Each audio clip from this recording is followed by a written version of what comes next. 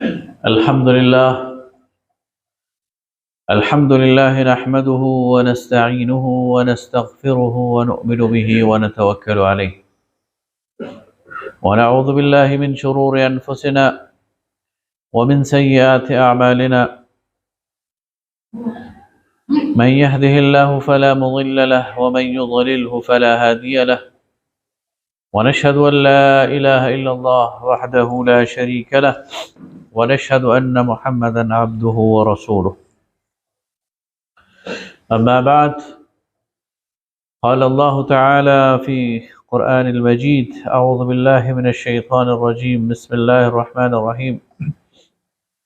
شهر رمضان الذي ينزل فيه القرآن هدى للناس وبينات من الهدى والفرقان، فمن شهد منكم الشهر فليصم.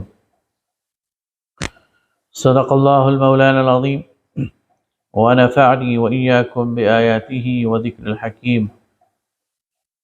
اللهم صل على سيدنا ومولانا محمد وعلى آل سيدنا ومولانا محمد وبارك وسلم ثم صل علیہ. انتہائی محترم بزرگوں، بھائیوں، دوستوں، انتہائی محترم خواتین، آج جمعۃ الوداع ہے اور رمضان المبارک ہم سے رخصت ہو رہا. اللہ رب العالمین نے اپنے فضل سے، اپنے احسان سے، خاص اپنے کرم سے ہمیں پورے 30 دن کا رمضان المبارک نصیب کیا. ان 30 دنوں میں آپ سب نے اللہ کی توفیق اور عنایت سے دن کو روزہ رکھا، رات کو قیام کیا، قرآن پڑھا، پڑھایا، سنا، سنایا، ذکر اذکار کیے اور نیکیوں کے بہت مواقع تھے جن سے استفادہ اٹھایا. آج کی یہ نشست اور آج کا یہ جمعہ، جب رمضان ہم سے رخصت ہو رہا ہے، رمضان جا رہا ہے، تو یہ اس بات کا تقاضا کرتا ہے کہ ہم وہ پونجی جو ہم نے اکٹھی کی ہے اس کو کنسالیڈیٹ کر لیں، اس کو اپنے پاس محفوظ کر لیں اور پھر سارا سال اس کی حفاظت کرنے کی کوشش کریں. اس کی وجہ یہ ہے کہ جو ہی رمضان شروع ہوا، حدیث کے مطابق اذا دخل رمضان، تو اس میں نبی کریم صلی اللہ علیہ وسلم نے فرمایا سلسلۃ الشیاطین، شیطانوں کو قید کر دیا جاتا ہے. لیکن یہ قید آج مغرب تک ہے. جو ہی مغرب کی نماز پڑھ کر آپ مسجد سے باہر قدم رکھیں گے، وہ سب سے بڑا ڈاکو آپ کا منتظر ہوگا، اور اس کی پہلی کوشش ہوگی کہ جو کچھ اس ماہ مبارک میں مہینہ بھر آپ نے جمع کیا ہے، گھر پہنچنے سے پہلے پہلے آپ اس سے فارغ ہو جائیں، وہ لوٹ لے.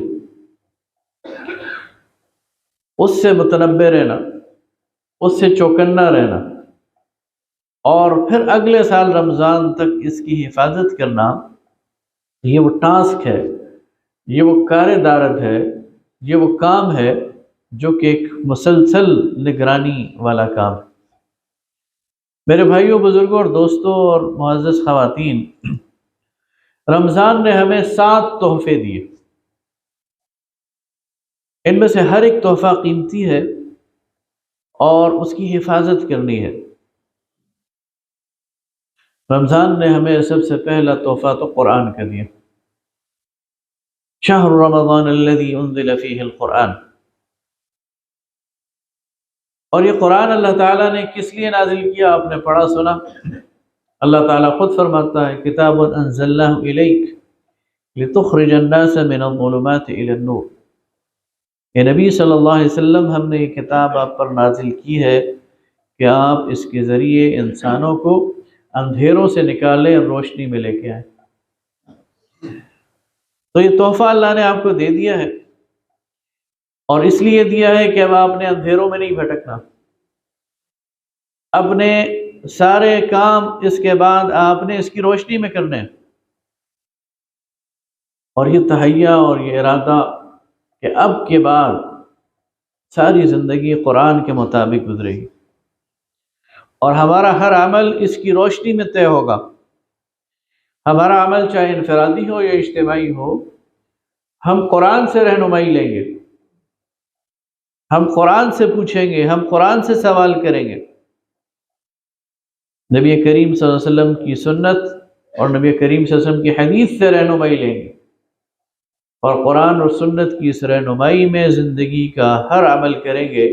یہ اگر ہم نے تہیہ کر لیا اور یہ چیز اگر ہم نے سیکھ لی، تو اس کا مطلب یہ ہے کہ ہم یہ ارادہ رکھتے ہیں کہ قرآن کے اس تحفے کی حفاظت کریں گے۔ لیکن اگر یہ قرآن آج ہم نے بند کر دیا اور پھر اگلے رمضان تک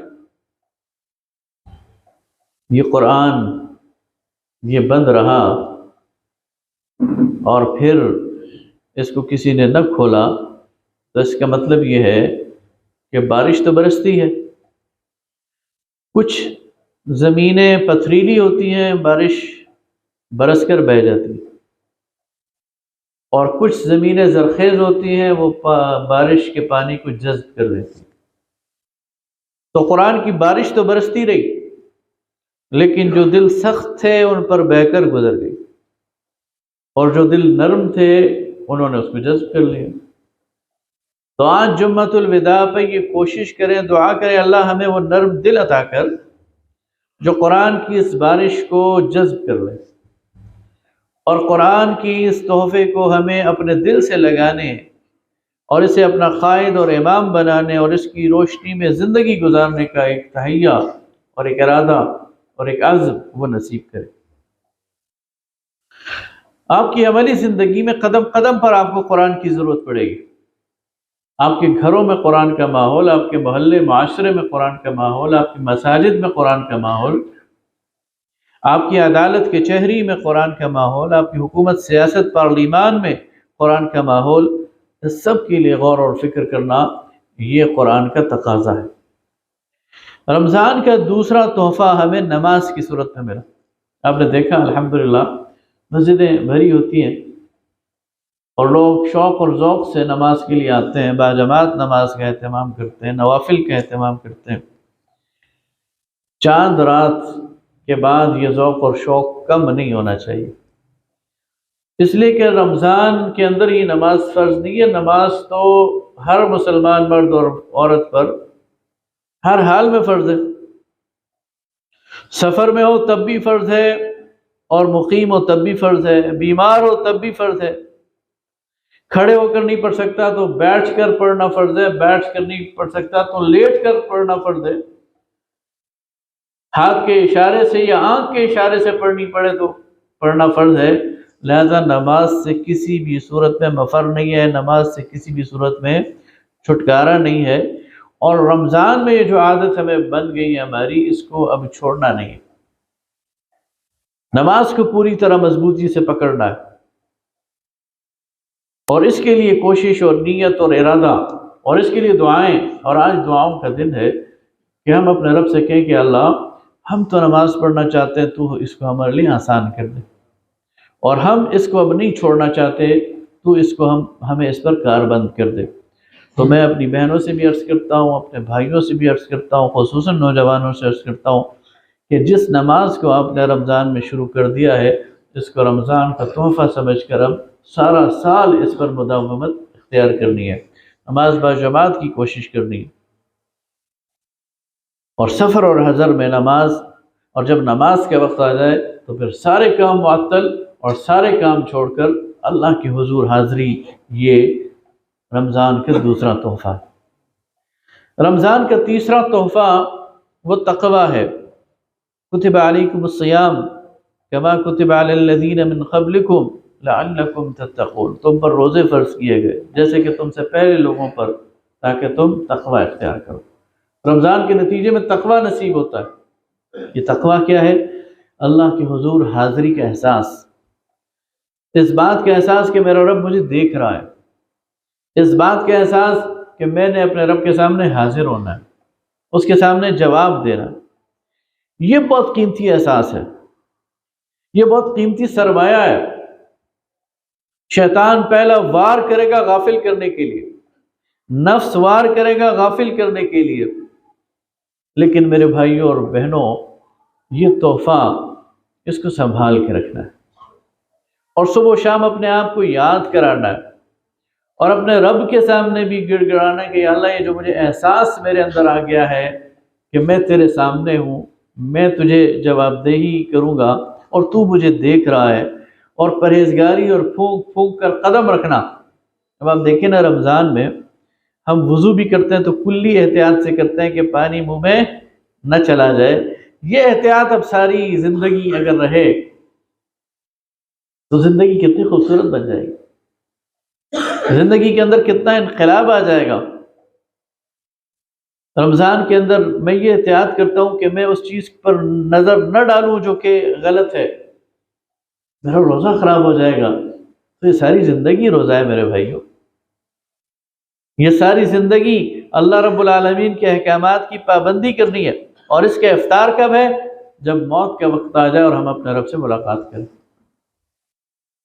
اس لیے ساری زندگی یہ اہتمام کہ جو محرمات ہیں، جو پابندیاں ہیں، ان کی پابندی کرنی ہے، اپنی زبان کی حفاظت کرنی ہے، جھوٹ نہیں بولنا، لغو بات زبان سے نہیں نکالنی، کسی کی غیبت نہیں کرنی، بہتان۔ آج کل تو اس بات کو گناہ ہی نہیں سمجھا جاتا۔ سارے بازار ہم اپنے بھائیوں کی عزتوں کو تار تار کر دیتے ہیں۔ غیبت تو بڑی مرغوب ہماری غذا بن گئی ہے، زبان پر تو کوئی قفل اور تالا ہی ہم نے نہیں لگایا ہوا، زبان کو بے لگام چھوڑا ہوا ہے، اور اس بات کا ہمیں احساس ہی نہیں ہوتا کہ ہماری زبان سے نکلنے والا ہر لفظ ہم اس کے بارے میں مسئول ہیں، ہم اس کے بارے میں جواب دہ ہیں، ہم سے پوچھا جائے گا۔ رمضان میں اگر ہم نے یہ اپنی زبان پر کنٹرول کر لیا ہے تو یہ تقوی کی وجہ سے ہے۔ یہ تقوی یہ رمضان کے بعد یہ تقوی حاصل ہی اس لیے کیا ہے کہ اگلے 11 مہینے ہم نے اس کی شیلڈ میں، یہ تقوی سمجھ لیں کہ شیلڈ ہے، یہ ڈھال ہے، اور اس کے پیچھے ہم نے اللہ اور اس کے رسول کے دشمنوں کا مقابلہ کرنا ہے۔ رمضان کا جو چوتھا تحفہ ہے وہ صبر ہے۔ رمضان ہمیں صبر سکھاتا ہے۔ نبی کریم صلی اللہ علیہ وسلم نے فرمایا شہر الصبر، یہ صبر کا مہینہ ہے۔ انسان بھوکا رہ لیتا ہے، انسان پیاسا رہ لیتا ہے اللہ کی رضا کے لیے۔ جس طرح حدیث میں آیا کہ کوئی تم سے لڑے تو کہو انی صائم، میں تو روزے سے ہوں، میں تو تم سے نہیں لڑوں گا، میں تو تم سے جھگڑا نہیں کرنا چاہتا، میں تو تم سے تنازعہ نہیں کرنا چاہتا۔ تو جو رمضان نے صبر دیا ہے، اس صبر کو اب رمضان کے آگے بھی لے کے جانا ہے، اس کی بھی حفاظت کرنی، اپنے بیہیویئر کو کنٹرول کرنا۔ جو فوراً غصہ آ جاتا ہے نا، فوراً اشتعال آ جاتا ہے، اس کو کنٹرول کرنا ہے، اپنی طبیعت کو کنٹرول کرنا ہے، ناگوار باتوں پر صبر کرنا، ناپسندیدہ باتوں پر صبر کرنا، اور لوگوں کے رویوں پر صبر کرنا، اور لوگوں کو معاف کرنا، اور اپنی شخصیت کے اندر اگر جس شخصیت کے اندر صبر آ جائے وہ ناقابل تسخیر ہو جاتی ہے۔ یاد رکھیے، اس کو کوئی شکست نہیں دے سکتا، اس کو کوئی پچھاڑ نہیں سکتا۔ صبر اتنی بڑی کوالٹی ہے، اور اس صبر کے نتیجے میں جنت ہے، اس صبر کے نتیجے میں اللہ کی رضا ہے۔ تو رمضان صبر کا مہینہ تھا، یہ صبر ہم نے رمضان کے ساتھ ختم نہیں کرنا بلکہ اس کو آگے لے کے چلنا۔ پانچواں تحفہ وہ رمضان کا وہ مواسات ہے۔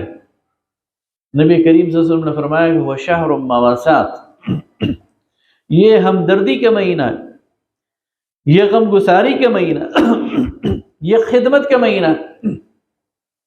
آپ دیکھتے ہیں رمضان میں ہمارے اندر ہمدردی کے جذبات ہوتے ہیں، گھروں میں بیماروں کی عیادت کے لیے، بزرگوں کی خدمت کے لیے، پڑوسیوں کی خدمت کے لیے، خبر گیری کے لیے، اس کو رمضان میں ختم نہیں کرنا، بلکہ یہ خدمت اور یہ ہمدردی اور یہ بھائی چارہ اور یہ حسن سلوک، اس کو ایکسٹینڈ کرنا ہے، اور رمضان کے بعد بھی اس تحفے کو اپنے پاس لے کے جانا ہے۔ ہماری شخصیت بہت نکھر جائے گی، ہمارا معاشرہ بہت خوبصورت ہو جائے گا اگر ہم ایک دوسرے کا خیال رکھنے والے بن جائے، ایک دوسرے کو راستہ دینے والے بن جائے۔ اب دیکھیں نا، یہ ٹریفک کا جو ہجوم ہوتا ہے، ازدحام ہوتا ہے، اس کی بنیادی وجہ کیا ہے کہ ہر ایک جلدی میں، ہر ایک چاہتا ہے میں جلدی گزر جاؤں، دوسرے چاہے کھڑے رہے، دوسرے کو راستہ دینے کے لیے تیار نہیں ہے، 2 منٹ توقف کرنے کے لیے تیار نہیں ہے۔ اگر یہ ہمدردی ہمارے اندر آ جائے، یہ بھائی چارہ ہمارے اندر آ جائے، یہ مواسات ہمارے اندر آ جائے، یہ خدمت کے جذبہ ہمارے اندر آ جائے اور رچ بس جائے، رمضان کی اس ٹریننگ کے نتیجے میں ہمارے معاشرے کا معمول بن جائے، تو آپ دیکھیں گے کہ ہمارا معاشرہ کتنا خوبصورت ہو جاتا ہے، اس کے اندر کتنی بڑی تبدیلی آ جاتی ہے، اس کے اندر کتنی برکتیں اور رحمتیں آ جاتی ہیں۔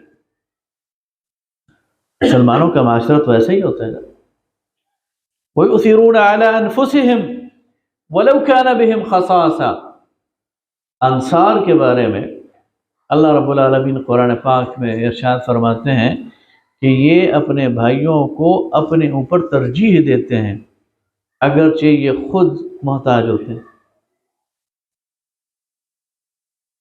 بہت سارے واقعات انصار کے بارے میں آتے ہیں کہ انہوں نے اپنی ضرورت کو روک کر اپنے بھائی کی مدد کی، خود بھوکا رہ کر بھائی کو کھانا کھلایا، خود پیاسا رہ کر بھائی کو پانی پلایا، اپنے حق میں سے آدھا اپنے بھائی کو دے دیا۔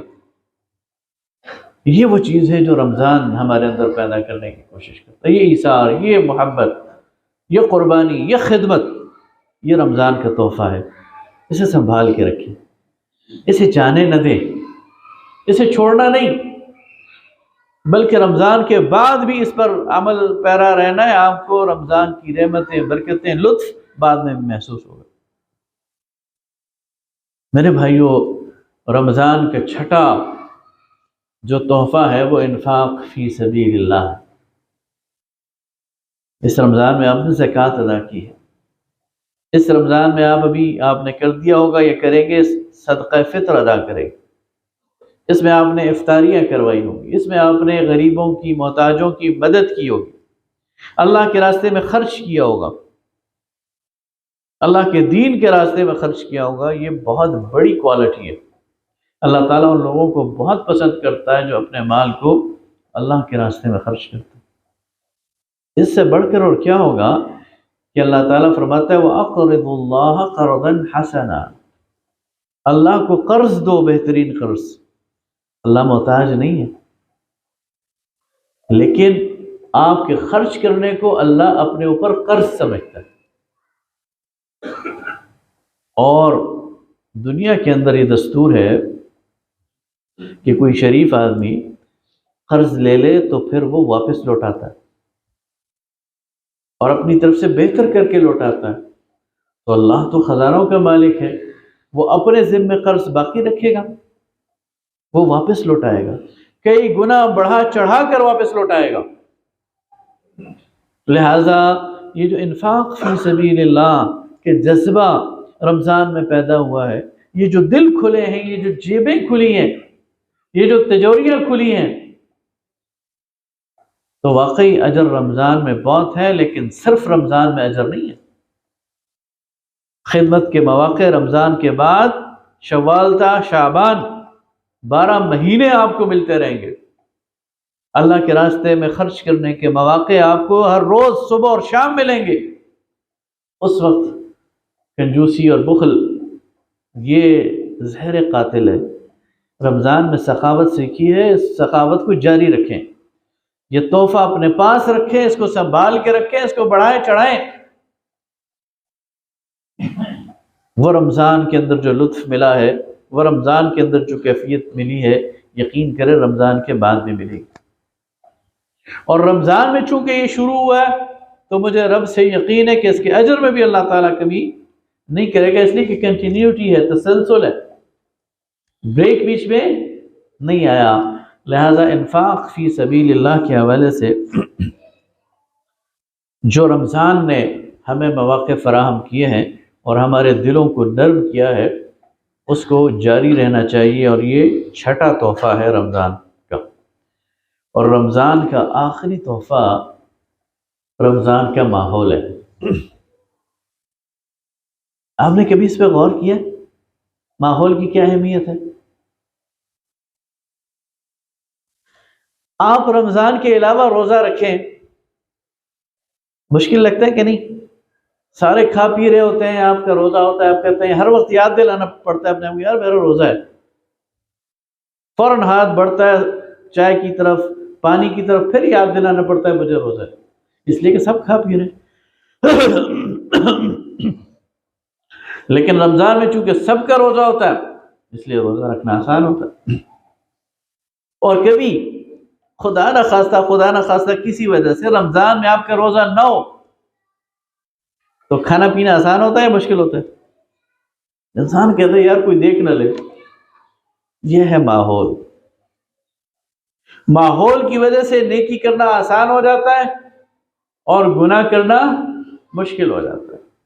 رمضان نے یہ ماحول دے دیا کہ نماز پڑھنا آسان ہو گئی، رمضان نے یہ ماحول دے دیا کہ روزہ رکھنا آسان ہو گیا، رمضان نے یہ ماحول دے دیا کہ ہر طرف قرآن کا چرچا ہے، قرآن کی شغف اور رغبت اور محبت دل میں پیدا ہو گئی۔ یہ ماحول ختم نہ کرے، یہ نیکی کا ماحول، یہ نیکی کی صحبت، یہ نیکی کا تعلق، یہ قائم رہنا چاہیے۔ اور اسی لیے کہتے ہیں جو اسلامی معاشرہ ہوتا ہے نا، وہ اتنا پاکیزہ معاشرہ ہوتا ہے کہ وہاں نیکی کرنا آسان ہوتا ہے، برائی کرنا مشکل ہوتا ہے۔ اور جب یہ ماحول نہیں ہوتا تو پھر نیکی کرنا مشکل ہوتا ہے، برائی کرنا آسان ہوتا ہے۔ آپ میں سے جو لوگ بیرونی دنیا کا سفر کرتے ہوں گے، کوئی چلا جائے یورپ میں، امریکہ میں، نماز کا وقت ہو جائے مصیبت پڑ جاتی ہے، کہاں پڑھیں، کیسے پڑھیں، کہاں وضو کریں، کہاں نماز پڑھیں، اس لیے کہ ماحول نہیں ہے۔ لیکن مسلمانوں کے معاشرے میں نماز کا وقت ہو جائے تو کوئی مسئلہ نہیں ہے، موٹر وے پہ کھڑے ہو جائیں، سٹاپ پہ کھڑے ہو جائیں، جی ٹی روڈ پہ کھڑے ہو جائیں، نماز پڑھنا آسان ہے۔